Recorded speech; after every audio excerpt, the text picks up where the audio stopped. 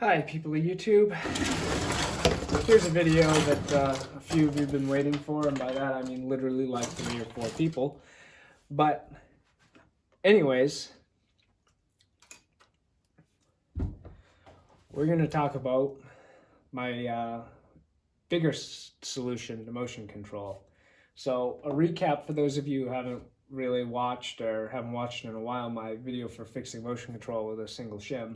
This is a motion control damper.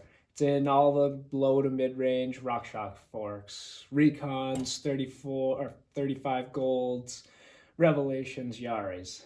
So how this works is you have these bleed port. You can see one right there and there and there. As you turn the low speed compression adjuster to more compression, it blocks them off. So when either the flow through this port exceeds a certain amount or you have it blocked all the way off, how does the damper fluid let your fork move? This whole body, it's all cut out like this because it's a spring. And inside you can see that blue rod. When this whole body compresses, it pushes out this and allows a lot of flow in. There's more ports underneath you probably can't see, and I don't feel like taking it all the way apart for this video. And this is also your check valve. When you go into rebound, it lets the oil through very easily. The spring I'm pulling against is very light.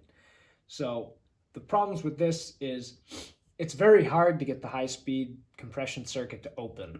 Even once you've shimmed it up, like my previous video about fork dampers, even once you shimmed it up, it doesn't work that great.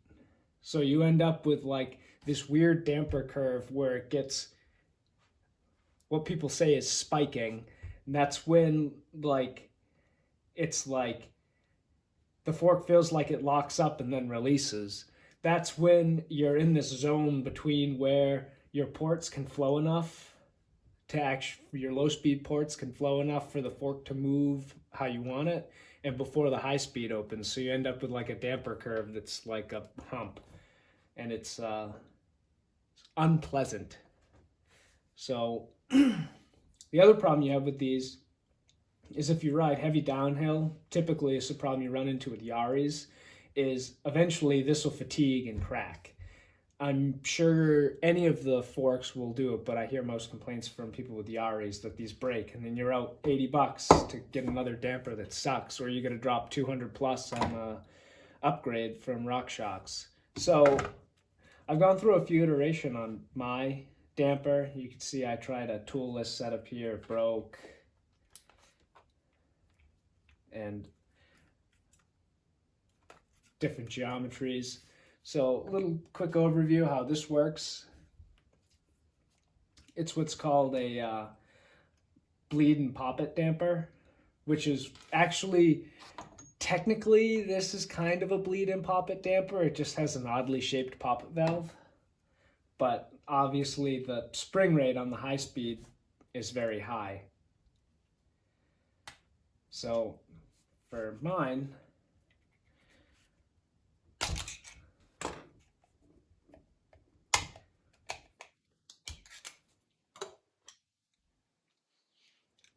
this is where all the magic happens.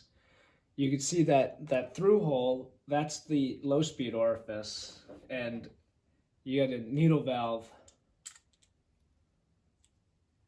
This is actually profiled, but didn't print that great, so I'll probably do another one. And as you turn this adjuster in and out, it blocks the port more or less, and you can go to fully blocked, so it's like lockout. And then this valve, this here you can see with the spring, this is the high-speed circuit. It has a top hat looking piece that blocks the round port that's down in there. So once you're at a high enough speed on your fork that your oil flow exceeds the low speed orifice, it then has, once the flow through the orifice starts to block up enough to generate pressure in the middle section of damper fluid, it'll push against the spring rate and open the high speed circuit, which can flow a lot more fluid, which then lowers the pressure. So with this, you get to kind of, with the high speed knob here, since it's not like the Fox system that actually changes the spring rate, it works basically like any other high speed needle. You're just moving the knee point on your damper curve, which it shouldn't look like this. It should be up and then over. So with this, you have control on the high speed to get rid of any spiking that you would have got with your motion control, and you have a lot finer control of low speed versus the like 7 clicks that's on that, because this is a 0.5 millimeter pitch thread, and the orifice is designed to give you like 20 turns worth of adjustment that's actually making a difference, because it's a parabolic needle in here. So it's not like you're just an old school linear where like you got 20 turns but only like 4 of them do something. Then the third valve on here that I haven't talked about yet is this is the check valve. And it's got a very light spring just like that one, because you don't want the compression damper to be influencing your rebound damper. You want to be able to adjust them separately. And that's really what we got going on here. I'm very happy with the performance so far. It's significantly better than the motion control, in my opinion. You can get the low speed tuned in to get you good support and to take out the trail chatter, and you can also get the high speed tuned in where you've got a nice balance between support on big hits and also not having bigger stuff come through your bars so hard.